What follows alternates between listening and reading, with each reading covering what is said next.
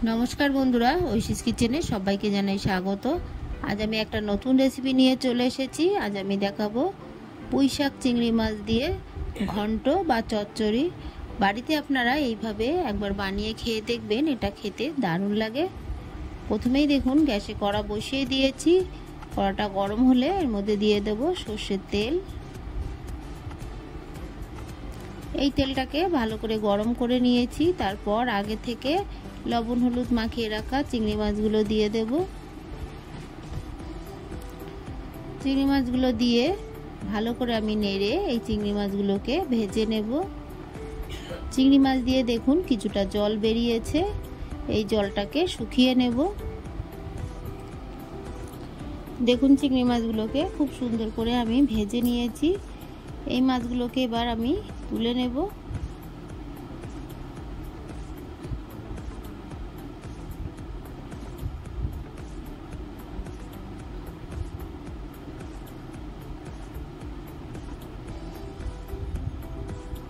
এই কড়ার মধ্যে আমি দিয়ে দিলাম আরো একটু সরষের তেল, দিয়ে দেব একটা শুকনো লঙ্কা। শুকনো লঙ্কাটাকে আমি ভেঙে দিলাম।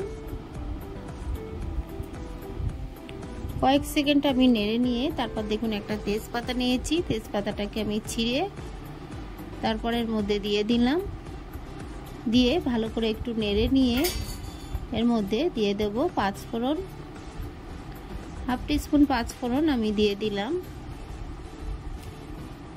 ফোড়নটাকে বেশ কিছুক্ষণ নেড়ে আমি ভেজে নেব, তবে বেশি ভাজবো না, পাঁচফোড়ন পুড়ে গেলে কিন্তু ভালো লাগে না।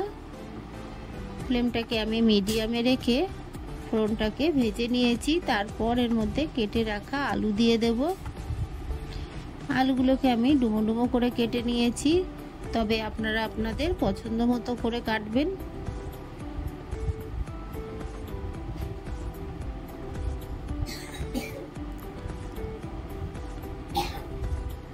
দিয়ে দেব লবণ,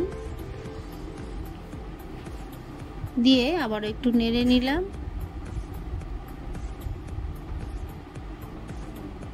এরপর দিয়ে দিলাম হলুদ গুঁড়ো, দিয়ে আরো 1 থেকে 2 মিনিট আমি এই আলুগুলোকে নেড়ে নেব।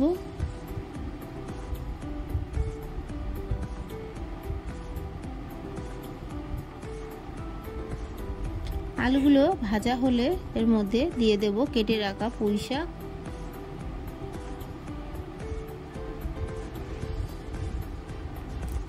প্রথমে কিছুটা পুঁই শাক দিলাম, দিয়ে আবারও একটু নেড়ে নিয়ে তারপর বাকি পুঁই শাকগুলো দিয়ে দেব।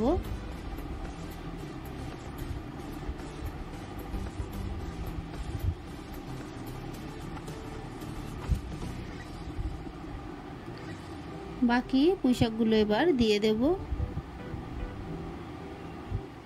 একই সঙ্গে ভেজে রাখা চিংড়ি মাছগুলো আমি দিয়ে দেব।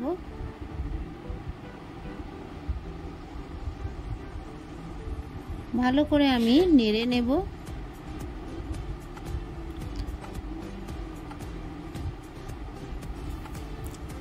দিয়ে দিলাম চিরা কাঁচা লঙ্কা।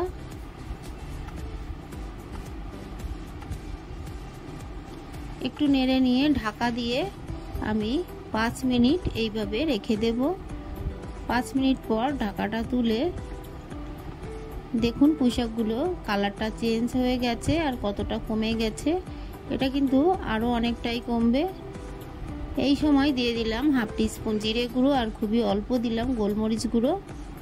দিয়ে দেব হলুদ গুঁড়ো, দিয়ে আরো কিছুক্ষণ আমি এইভাবে নেড়ে ভালো করে কষিয়ে নেব।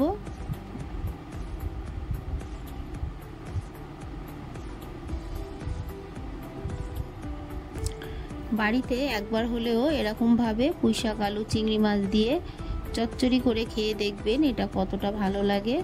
ভালো লাগলে আমার চ্যানেলটিকে সাবস্ক্রাইব করে আমার পাশে থাকবেন। বেশ কিছুক্ষণ আমি নেড়ে নিলাম, তারপর আমি ঢাকা দিয়ে আবারও রেখে দেব কয়েক মিনিট। তারপর ঢাকাটা তুলে আবারও আমি নেড়ে নেব।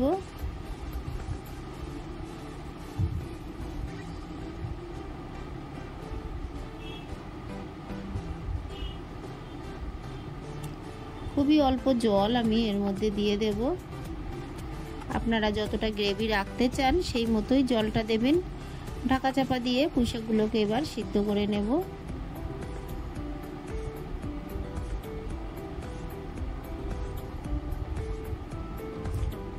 আমি একটু চেখে দেখেছি এর মধ্যে লবণটা কম আছে, তাই আরও একটু লবণ দিয়ে দিলাম। দিয়ে ভালো করে নেড়ে আবারও আমি ঢাকা দিয়ে কয়েক মিনিট রেখে দেব। ঢাকাটা তুলে আবারও আমি নেড়ে নেব।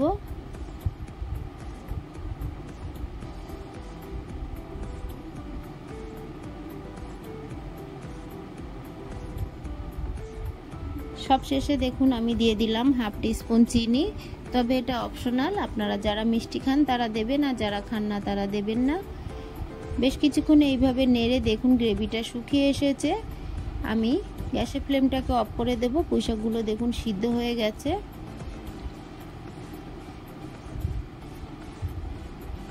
বাড়িতে একবার হলো এইভাবে বানিয়ে আমাকে কমেন্ট করে জানাবেন আপনাদের কেমন লাগলো। রান্নাটা আমার হয়ে গেছে, আমি গ্যাসের ফ্লেমটাকে অফ করে দেব।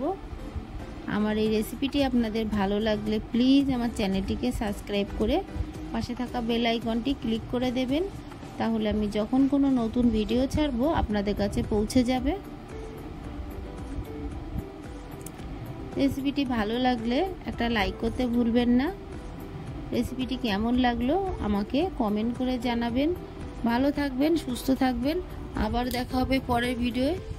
পুরো ভিডিওটা দেখার জন্য সবাইকে জানাই অসংখ্য অসংখ্য ধন্যবাদ।